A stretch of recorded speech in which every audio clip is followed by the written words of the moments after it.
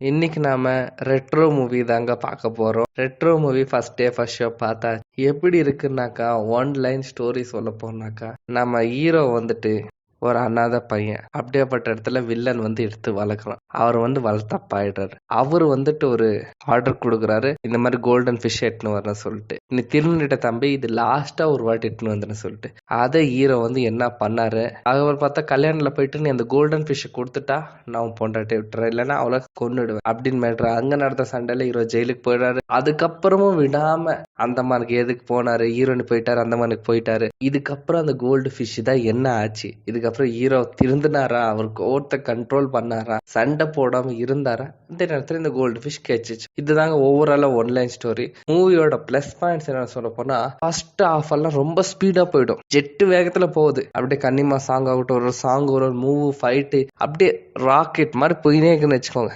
Interval கிட்ட வந்துடும், அதாவது அந்தமானுக்கு போயிடுவார். அதுக்கப்புறம் அந்தமானு போனா அங்க கல்ட் குரூப் அதெல்லாம் ஃபைட்ஸ் அங்கேயும் போகும்போது லைட்டா லேக் ஆச்சு.